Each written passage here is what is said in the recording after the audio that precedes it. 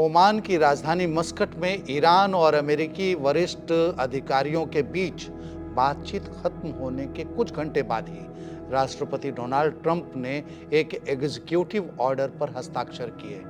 इसमें कहा गया है कि जो देश ईरान के साथ व्यापार करना जारी रखते हैं उन पर अतिरिक्त टैरिफ लगाया जा सकता है, लेकिन ईरान पर इसका कोई फर्क नहीं पड़ा। इस बयान के एक दिन बाद ईरान ने अमेरिका की सैन्य धमकियों और नए प्रतिबंधों के बावजूद अपने एनरिचमेंट प्रोग्राम पर झुकने से इनकार कर दिया है। ईरान के विदेश मंत्री अब्बास अराघची ने रविवार को जोर देकर कहा, तेहरान कभी भी अपने परमाणु संवर्धन को नहीं छोड़ेगा।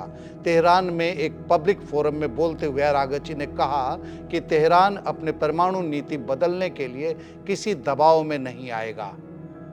अराघची ने कहा, हम समृद्धि पर इतना जोर क्यों देते रहे हैं और युद्ध थोपे जाने पर भी इसे छोड़ने को तैयार क्यों नहीं है, क्योंकि किसी को भी यह अधिकार नहीं है कि वह हमें बताए कि हमारे पास क्या होना चाहिए और क्या नहीं। वह प्रभुत्व के निषेध के सिद्धांत पर आधारित है। कानून के मुताबिक मुझे एनरिचमेंट का अधिकार है।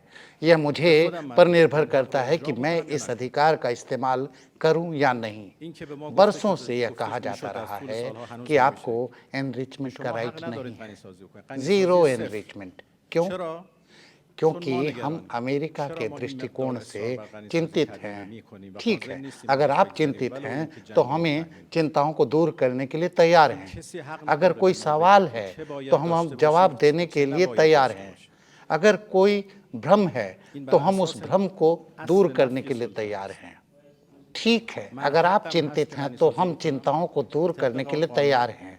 अगर कोई सवाल है तो हम जवाब देते हैं। अगर भरोसा नहीं तो हम भरोसा पैदा करते हैं, लेकिन किसी को भी यह अधिकार नहीं है कि वह हमें बताए कि आपको यह नहीं होना चाहिए क्योंकि मैं ऐसा चाहता हूँ। अराघची ने परमाणु वार्ता पर अमेरिका की गंभीरता को लेकर भी सवाल उठाए और कहा कि तेहरान इस बातचीत के बारे में चीन और रूस से सलाह ले रहा है।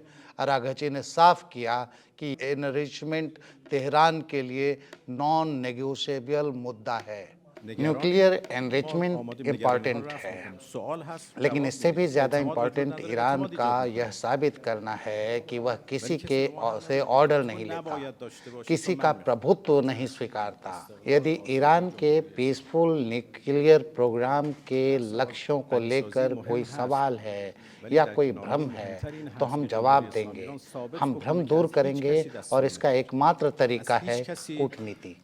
उन्होंने अन्य तरीके आजमाए लेकिन वे कारगर नहीं हुए।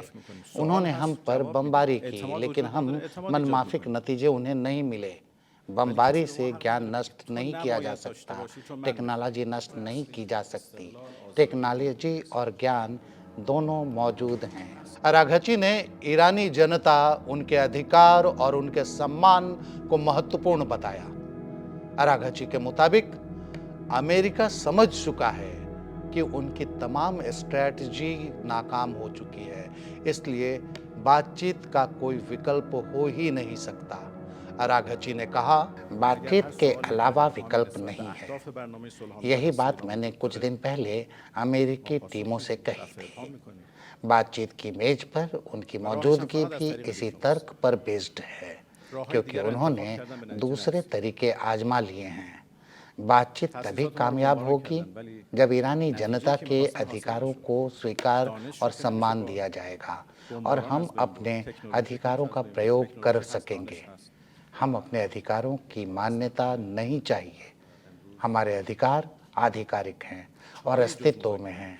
हम चाहते हैं कि हमारे अधिकारों को सम्मान मिले, उसका सम्मान किया जाए। अब यह तो आने वाला वक्त बताएगा कि ईरानी विदेश मंत्री अब्बास अराघची की बातें ट्रंप सत्ता के कानों तक पहुंचकर कोई धमाका करती हैं या नहीं। इन बयानों के बाद अमेरिका और ईरानी वार्ता रुकती है या किसी नई दिशा में मुड़ती है। तब तक के लिए देश और दुनिया की बाकी खबरों को देखते रहें आप India.com पर।